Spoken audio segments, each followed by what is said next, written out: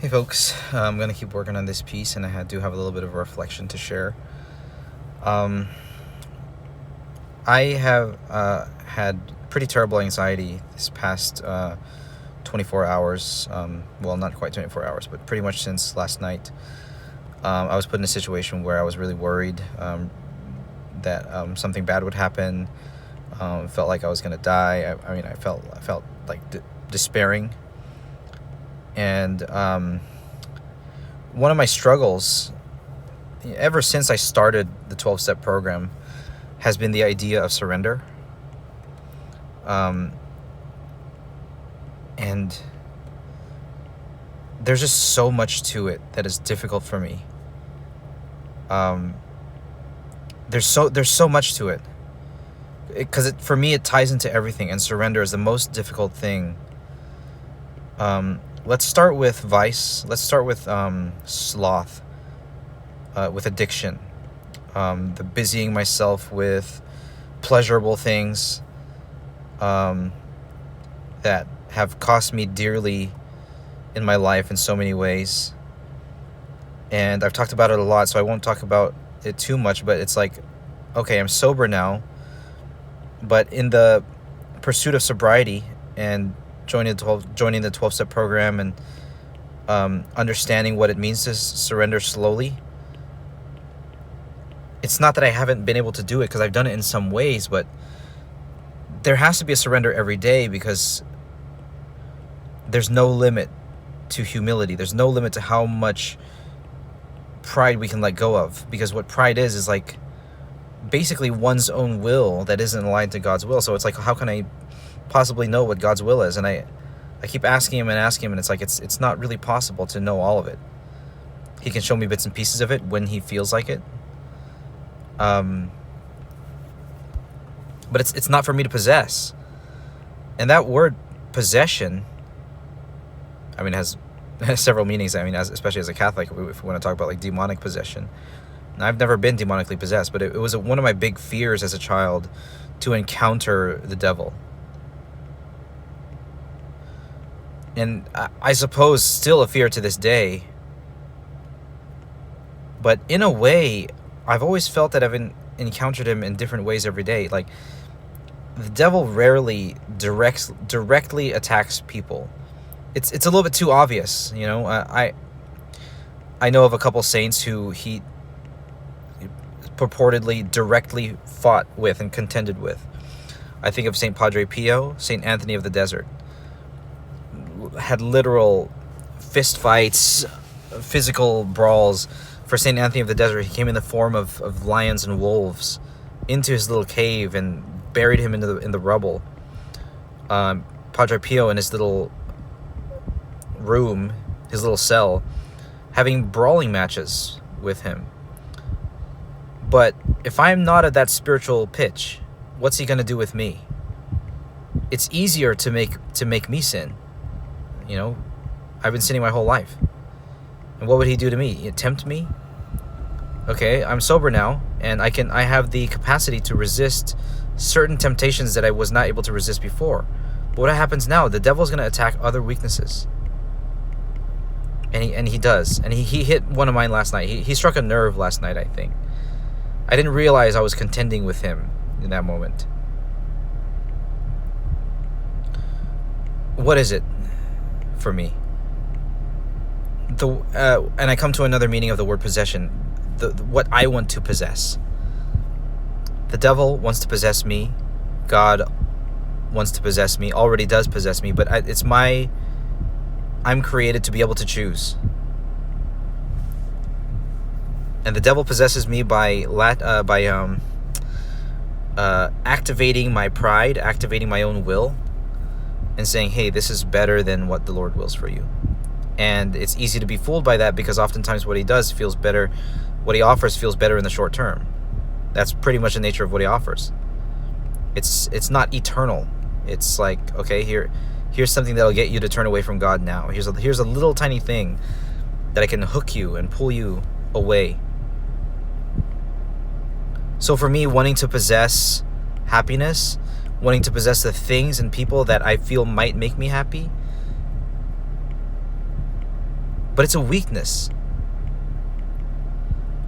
I think the pursuit of happiness, I mean, it's a wonderful thing. Obviously, it's in our, we have a right to it in American law. But I think I and the majority of people don't really know what the fullness of happiness is, what the fulfillment of our emotions really is. And I'm not going to be so arrogant to say, hey, it is Christ. Well, I know it is, but you have to consent to that. You have to believe it. And I can't make anyone believe it unless with my story, and I need to do it myself. And that includes letting go of the idea that I can convert anyone, because it's not me who does a conversion. God designed us to have free will, and he designed us to not be able to really make the decision for other people to change their hearts. He does it. And he can do it through people, but it's not for me to choose whether other people do it or not.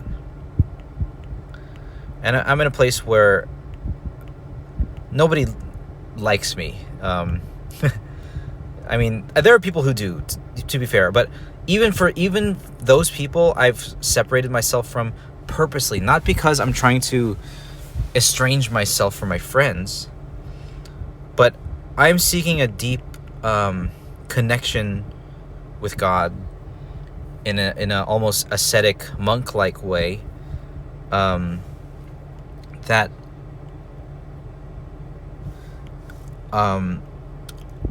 feels, I mean, it feels beautiful, for one.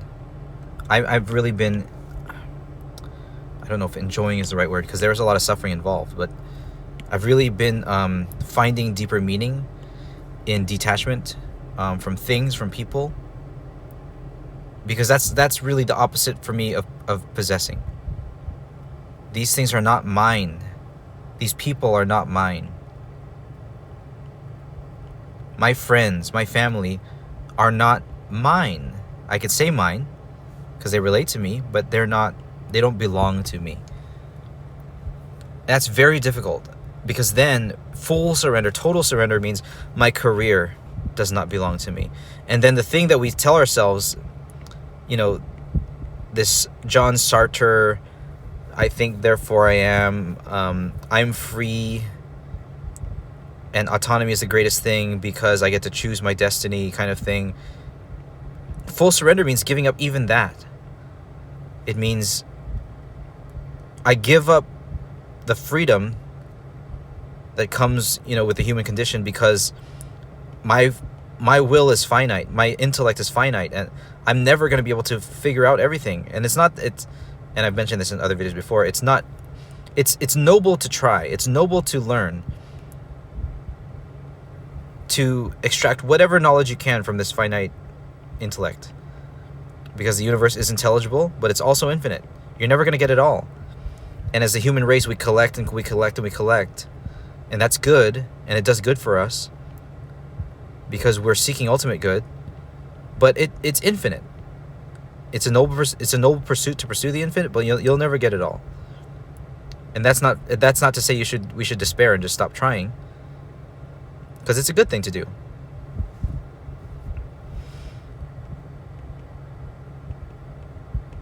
But it's an act of humility to say,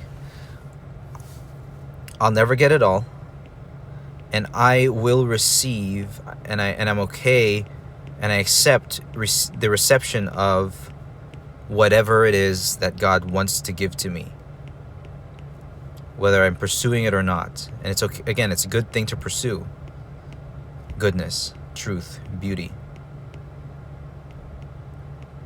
But that full surrender means, while I'm living this life, making whatever choices during the day that I need to make, loving choices,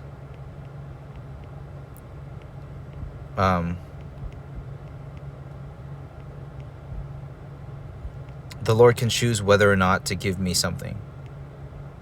It's up to Him. And that's so difficult. It is the hardest thing to let go.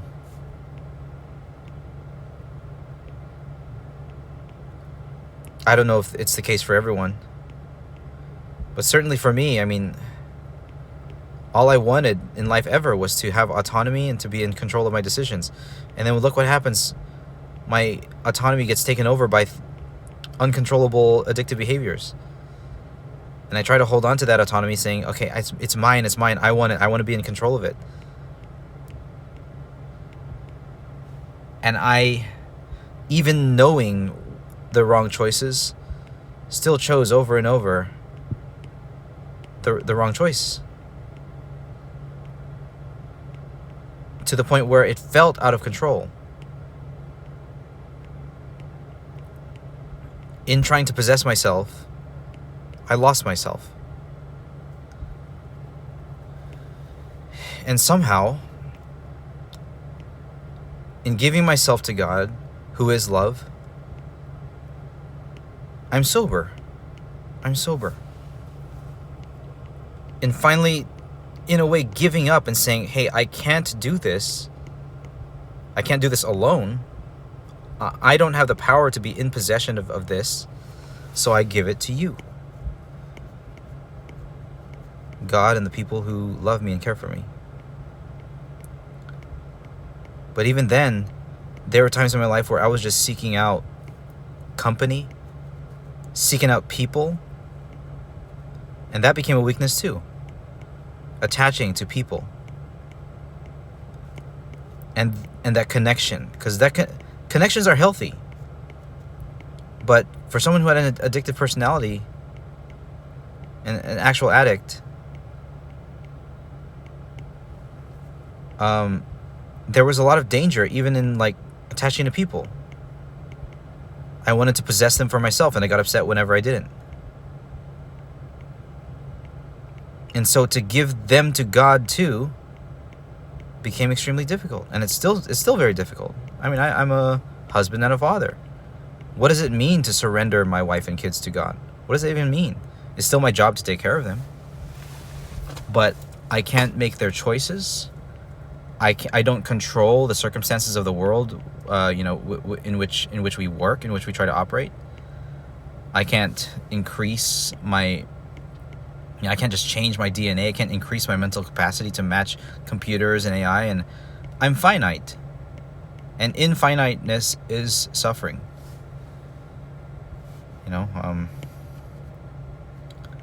Because I want to have it all instantly. I want it to come easy. I want it to come naturally. I want to be lauded for my talent. I want to be thanked. Even in small ways. I want the people I serve at work to appreciate me. I want my coworkers to recognize me. We all kind of have it. And those are, again, evolutionarily, like our biology kind of says we need it. We need a place of belonging. But God, who is love, says, hold on, there's something higher than this.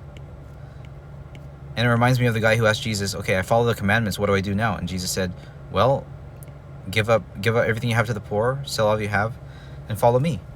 It's like, okay, now that you've learned how to say no to bad things, this is how you say yes. Give everything.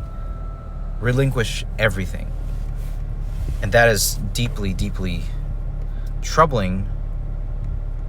Am I the man who walked away sad? Am I that guy?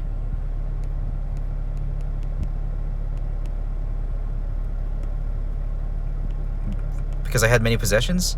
He walked away sad before he had many possessions. That's the reading. Sometimes I feel poor, What is it I possess? I mean, I have a family, I have a car. I'm in a worse situation than I was before because of my addiction, but my life isn't completely over. I still have a job. I have multiple jobs. I still have things.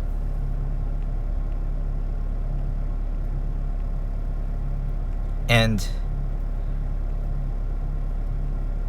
if I feel hurt that I might lose those things, which again is a completely normal human emotion. But it's not divine. It's not a divine emotion.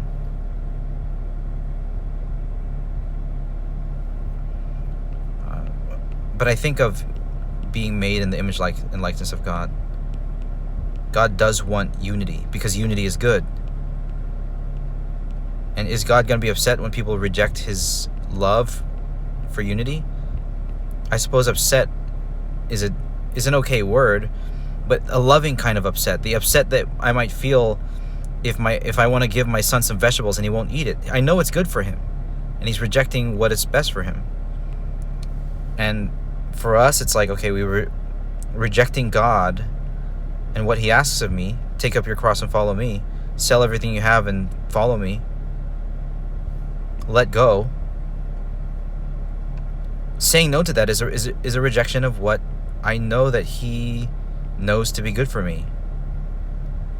And it's like, okay, the right thing to do is to say I give up. But for me, knowing the right thing to do has never been enough. Because I can know that, and it's just extremely difficult to do. It's painful to do. So one thing I've been struggling with is like really feeling. When a problem arises, and again, this is another just completely natural human thing. When a problem arises, we feel upset, we feel the cortisol, we feel the adrenaline, we feel the fear, we feel the anxiety, fight or flight mode. It's all built into our brains. It's observed. It can be described naturalistically, scientifically. We know the names for these hormones. We know the names for these brain areas that are affected by this. We know all that.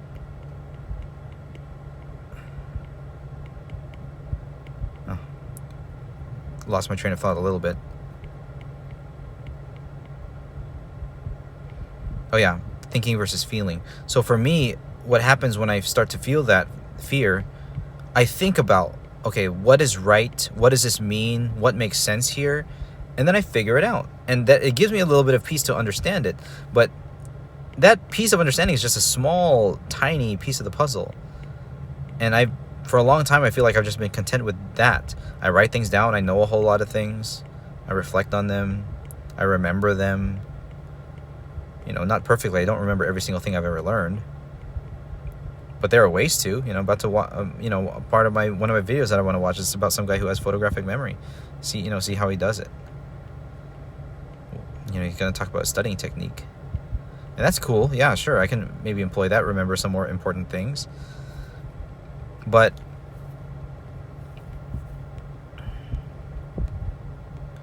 I don't feel enough. It's like, okay, really look at the situation. Really feel this situation. This is sad. This makes me angry. I'm afraid. I'm happy. I'm bored. I'm content. And the worst one for me, I'm anxious. I don't know what's going to happen. I feel like something really bad is going to happen, and I'm going to lose something that I feel that I possess. Whether it's myself, whether it's my job, whether it's someone else, whether it's things, my own soul. And what God is asking for is like, give it to me. Then you'll have peace. Then you'll have, real sobriety. Then you'll have real recovery. And like a child who found a toy on the ground, or like a dog who found a toy and doesn't let someone take it, it's mine. It's mine, mine, mine. I'm not letting God, who gave it to me, have it. And be like, you know what? You know better what to do with this. Why don't you do it? And then God will say, yes, perfect. And it's a good thing to do because I know He is infinite. My wisdom is not. It's hard. I mean, for anyone who doesn't believe in God, this is just complete nonsense, complete jibber jabber. But if you do, maybe you can relate a little bit.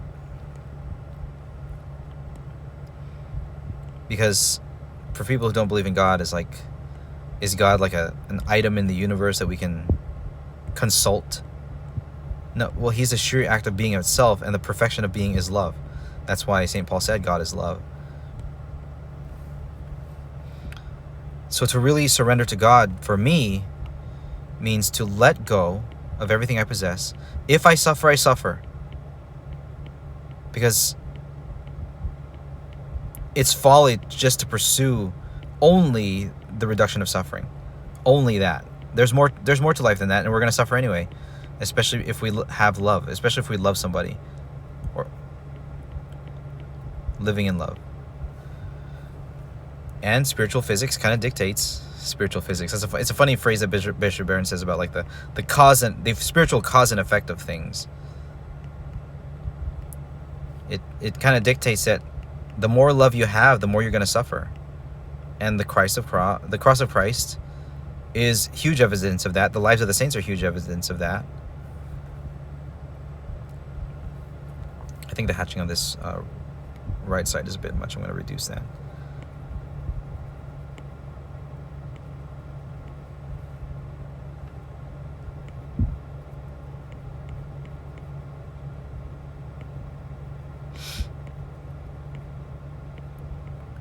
So what is my weakness? I'm holding on.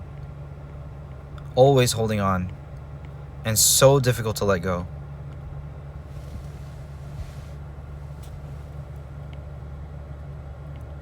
To let go of the toy that I found and be like, hey, this is not mine, actually. It's not mine to possess. It's yours to possess.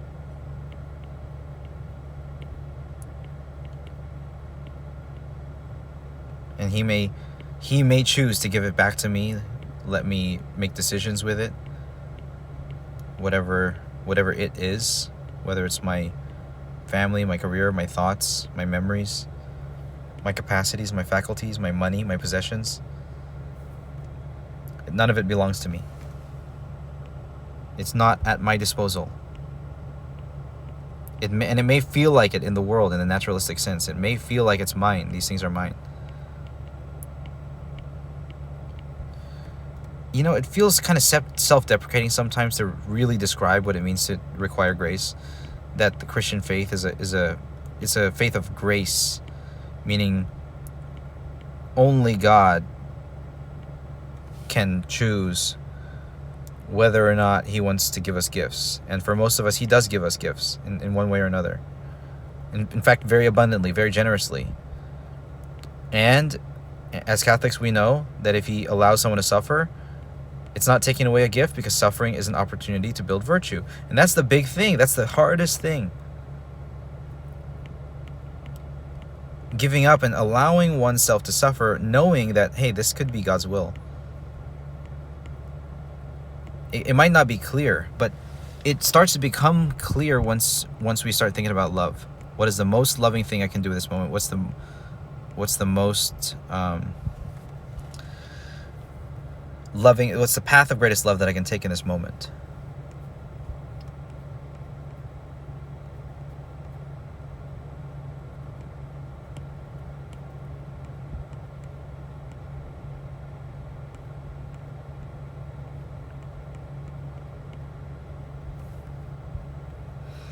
The leg is supposed to curve in more this way.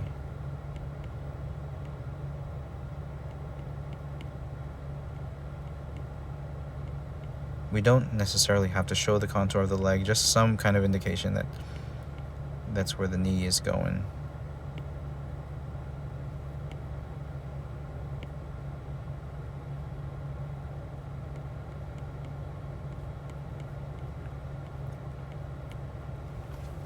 So in the moment of weakness, like, I have to remember this, even write this down. In the moment of weakness, surrender to God who is love. I think I need to write down that whole sentence, because each piece of it is really important. In the moment of weakness, which I will have, I know because I experienced it last night unexpectedly. Almost gratuitously. There was nothing to worry about.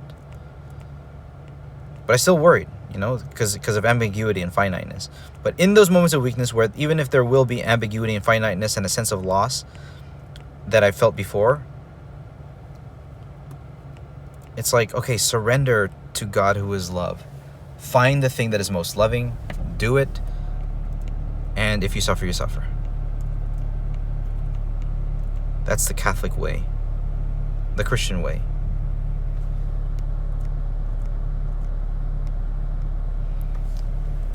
saying this to anyone, like, it makes zero sense to people who don't believe in God and kind of just look at the worldly sense like this world is for me. But once you start giving yourself, even to the word generosity, to the word charity, which are love, it's kind of the same thing. Once we start giving ourselves to that, well, we have peace, but also suffering is just inevitable. It's inevitable.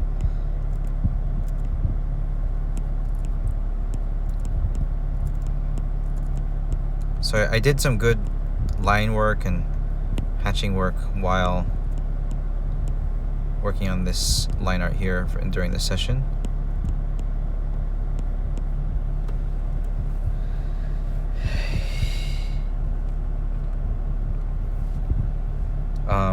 Yeah, that's good. That looks great. And now we can draw the let's get down there and draw the Santa Muerte. And I'm going to use a different touch with my pen, with my pencil, when drawing this figure. And figure is the right word. Like, it's a figure. It's not really a holy thing at all. It's an evil thing. And it makes me wonder, like, I'm sure that people who pray to the, or venerate this condemned figure of the Santa Muerte, as Catholics, they may, whatever quote-unquote miracle happens to them, whether it's coincidence or some kind of other influence, or whether it is God and they misconstrue it as something else,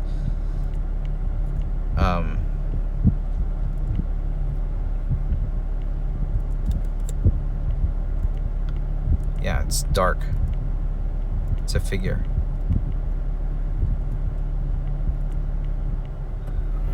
I am putting this sort of rose floral hood because I was looking up pictures of the Santa Muerte and like how can it be differentiated from just basic depictions of death, which is a skull with a scythe. Well, they try to make Santa Muerte look feminine by adding things like flowers, veils, hair, yeah, even a feminine figure, even though it's just a skeleton. So I'm going to put the flowers here, but sort of wilting apart. And we'll have some like flower petals sort of like scattered here.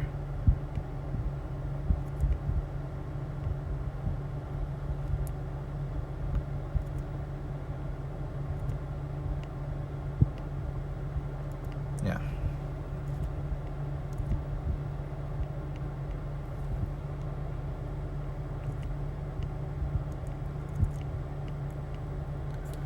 But yeah, in this video I did want to talk about weakness, my weakness. That's what I need to practice. When pain happens, it's like, okay, let go. I'm yours. Everything I have is yours. Everything I have has always been yours.